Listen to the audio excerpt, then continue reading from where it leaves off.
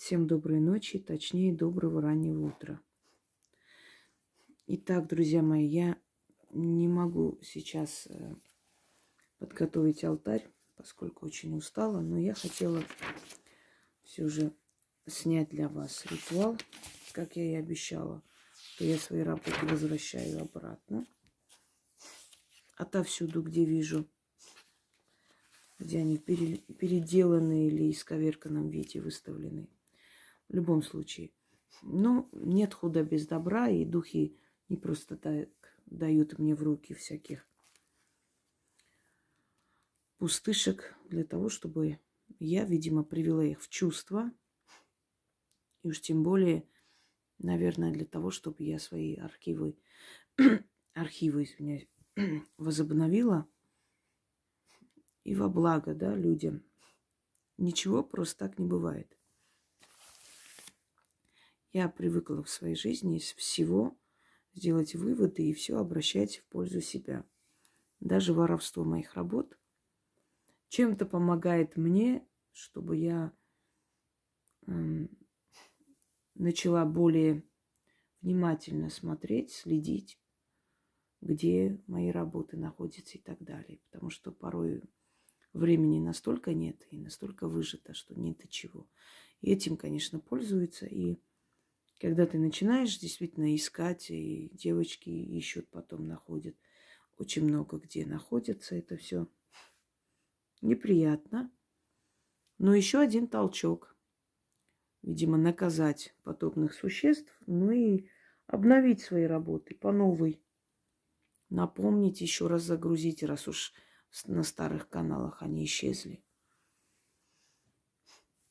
Итак,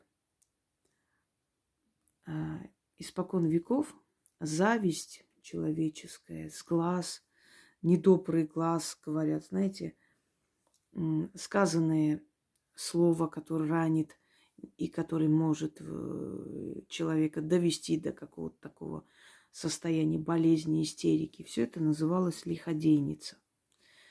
Персонализация любой сфере деятельности человека или любой сферы жизни человека. Персонализация. Ну, например, бедность. Как можем представить бедность?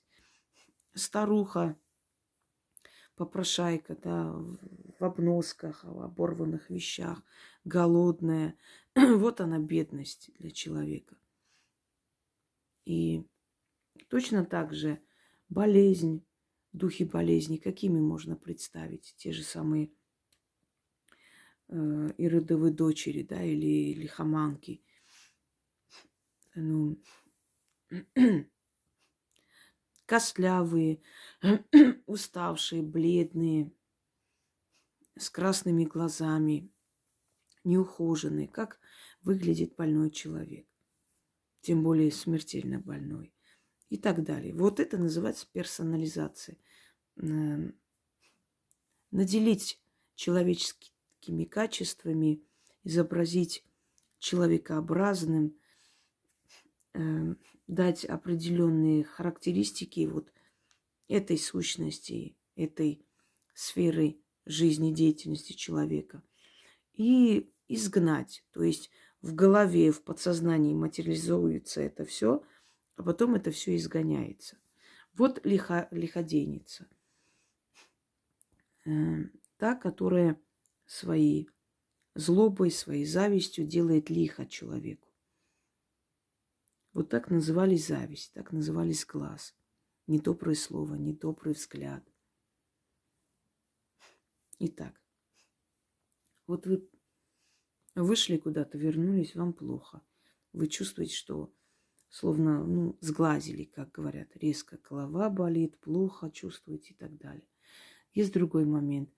Вы поделились с кем-то успехом, и тут же вам позвонили и отменили вот это вот то, что вы хотели приобрести или приобрели, или, может быть, вам подарили, и тут же что-то случилось. Вы показали машину.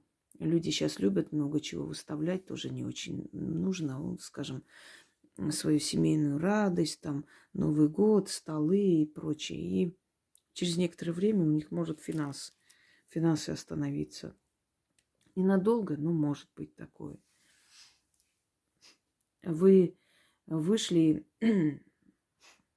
там одетая вся, прошлись куда-то, вернулись, вам плохо, ноги отнимаются, голова там дребезжит просто, непонятное состояние. Показали машину подруге, на следующий день там колесо отлетело, вы чуть не погибли в этой машине и так далее. Это лиходейница. То, что делает лихо человеку. Зло.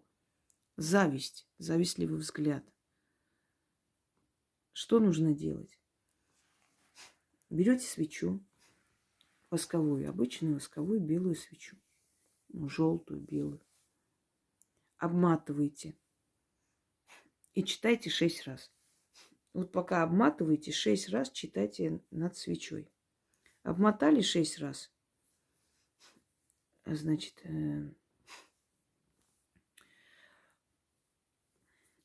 эту нить оторвали. И дальше я вам объясню, что нужно делать дальше. Да, нить оторвали. Ставьте эту свечу на подсвечник, на какое-нибудь блюдце, куда посыпите соль. Или можно заранее посыпать соль и поставите в это блюдце солью. И сверху читайте опять же 6 раз. А потом эту соль и эту догоревшую свечу с нитью просто выкидывайте в мусорку. Не надо никуда выносить.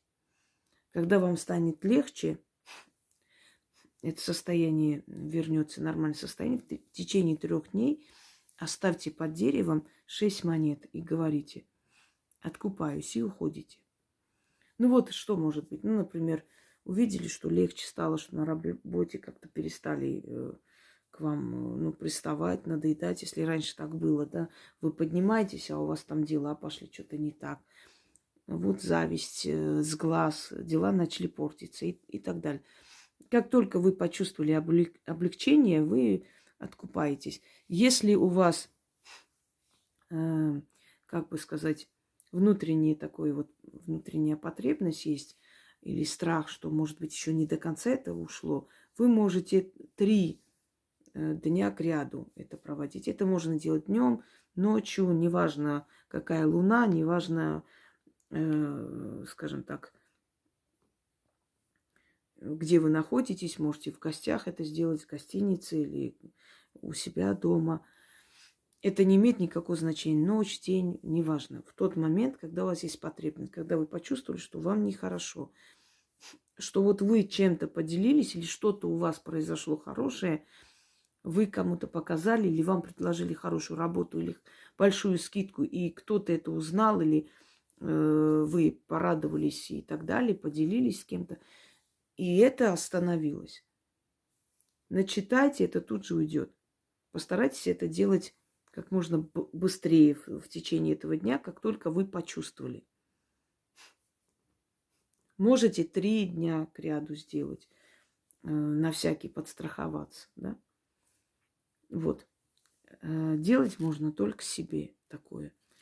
Детям нельзя, не рекомендуется там для ребенка провести. То, что для детей можно, я уже вам дарила, еще подарю. А если я говорю, что этот человек сам себе, никогда не спрашивайте, можно для кого-то проводить. Нет, нельзя. Вы не ведьма. У вас нет защиты. Вы влезете в магию, проведете для кого-либо, вы уже влезете не в магию, а в колдовство. Колдовство, она присуща практикам. То есть это то, что делается для других. Это колдовство. А то, что вы делаете, магия, бытовая магия, магия предков, языческая магия, верование, обращение к богам, к силам, которое всегда было.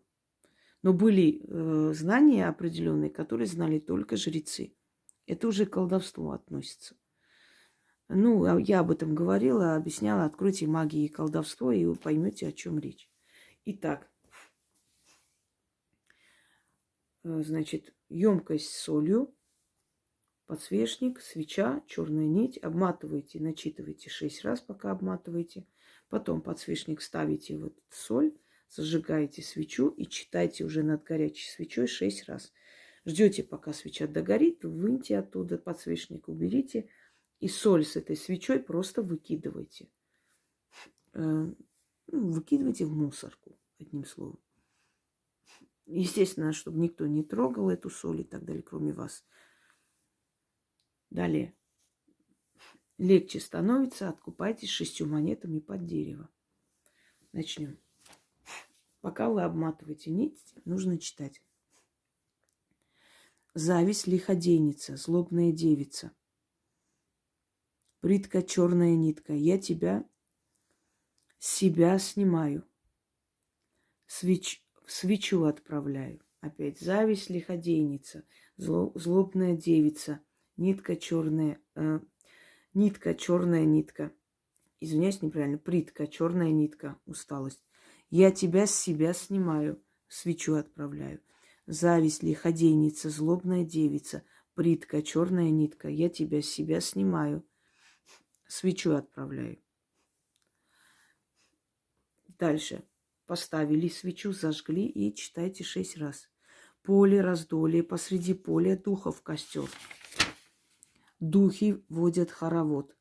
Черный с глаз меня снимают, лиходейницу изгоняют и в священный костер кидают. Эй, огонь, священный огонь, сожги с глаз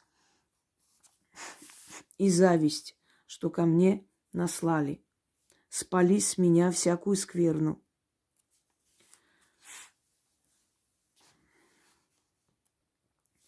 Проклятие и злые заклятия. Лиходейные чары.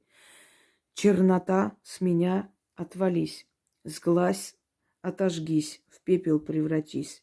Свеча горит, сила древняя зрит, лиходейница отступает, свеча догорает, из глаз меня спадает. Соль и кристалл черноту поглощает, в себе закрывает, заклинаю. Извиняюсь, немного устала. Уже прям сил нету. Из последних сил начитываю. Сейчас дочитаю еще раз. 6 раз вы начитываете. Что делать после, я вам уже объяснила.